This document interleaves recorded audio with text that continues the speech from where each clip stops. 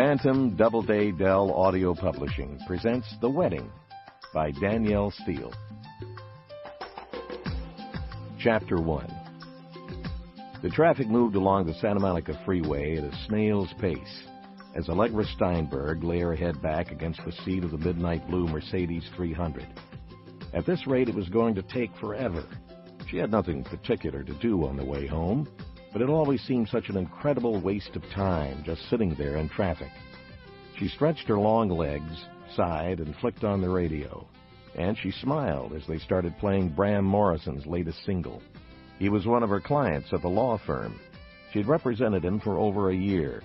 She had a number of important clients. At 29, 4 years out of Yale Law School, she was a junior partner at Fish, Herzog & Freeman. They were one of the most important firms in L.A., and entertainment law had always been her passion. Allegra had known years before that she wanted to go into law, and it had only been for a brief little while after 2 years of summer stock in New Haven during her sophomore and junior years at Yale that she had thought she might want to be an actress. It wouldn't have surprised anyone in her family, but it wouldn't necessarily have pleased them. Her mother, Blaire Scott, had written and produced one of the most successful shows on television for 9 years.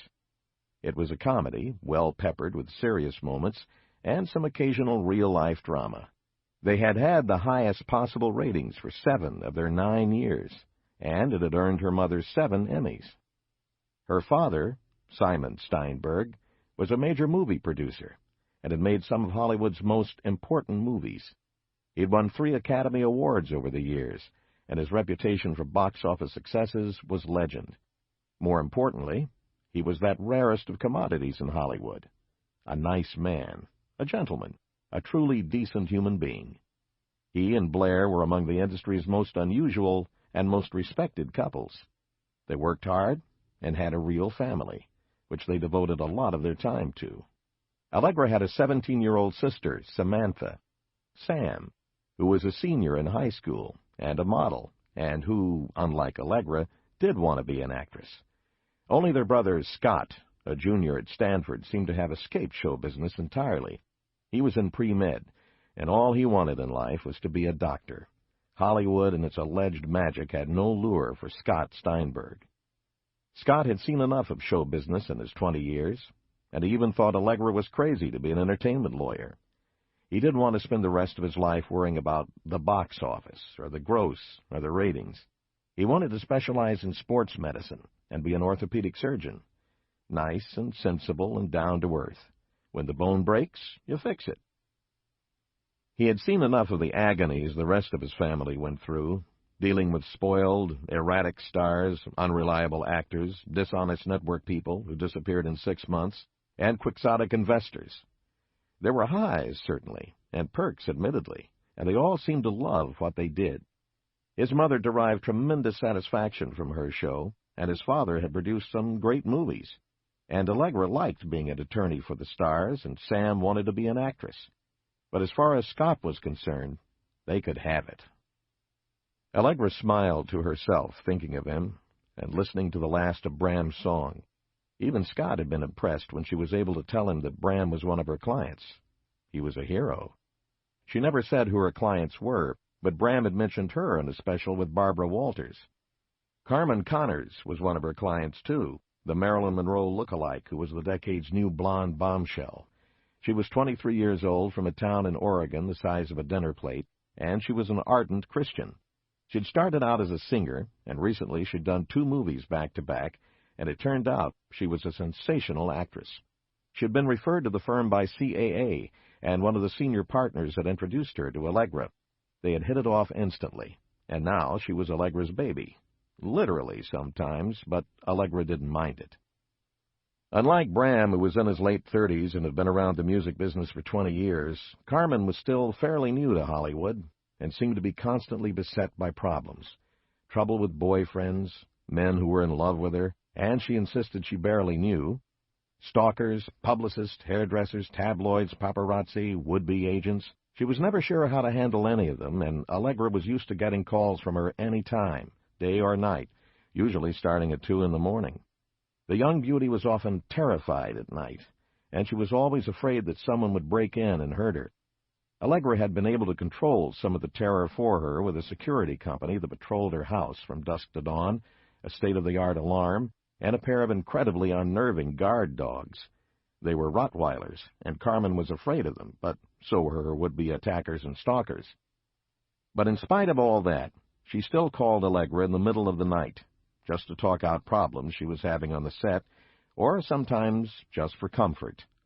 It didn't bother Allegra. She was used to it. But her friends commented that she was as much babysitter as lawyer. Allegra knew it was part of the job with celebrity clients. She had seen what her parents went through with their stars, and nothing surprised her. Despite everything, she loved practicing law, and she particularly enjoyed the field of entertainment. As she sat and waited for the traffic to move again, she pressed another button on her radio, and then thought about Brandon, as the traffic finally began to edge forward. Sometimes it took her an hour to crawl 10 miles on the way home from a meeting or seeing a client at their home, but she was used to that, too. She loved living in L.A., and most of the time she didn't mind the traffic. She had the top down in her car. It was a warm January afternoon, and her long blonde hair shimmered in the last of the winter sunlight. It was a perfect Southern California day, the kind of weather she'd longed for during her 7 long New Haven winters while she was at Yale, first for undergraduate and then for law school. After Beverly Hills High, most of her friends had gone to UCLA, but her father had wanted her to go to Harvard. Allegra had preferred Yale, but she had never been tempted to stay in the East after she graduated. Her whole life was based in California. She thought of calling Brandon at the office as she picked up speed again, but she decided to wait until she got home. She returned some of her business calls from the car, sometimes on the way home, but she wanted to get home and relax for a few minutes before she called him. Like her own, his workday stayed hectic right until the bitter end, sometimes even more so at the end of the day, as he met with clients he had to go to court with the next day or arrange conferences with other attorneys or judges. He was a defense attorney, a litigator, specializing in white-collar crime, mostly federal offenses involving banks, embezzlement, and extortion. Real law, as he called it, not like what she did, he said blithely. But even Allegra had to agree that his work was as far as you could get from her practice. His personality was just as different, too. He was far more tightly coiled, much more serious, and had a more intense view of life. In the 2 years she'd been dating him, more than once her family had accused Brandon Edwards of not having much of a sense of humor. To them, it was a definite deficiency in his character, since most of her family was capable of being somewhat outrageous. There were a lot of things about Brandon that Allegra liked. Their common interest in the law, the fact that he was both reliable and solid. She liked the fact that he had a family. He had been married for 10 years to a girl he'd married while he was in law school. He'd gone to Bolt at UC Berkeley, and Joni had gotten pregnant. He'd been forced to marry her, he said, and he still had feelings of resentment about it. But in some ways, Joni was still very close to him, after 10 years of marriage and 2 children. Yet at times, Brandon still talked about how much he hated being married to her, how confined he felt, and how much he had resented their shotgun wedding because she was pregnant.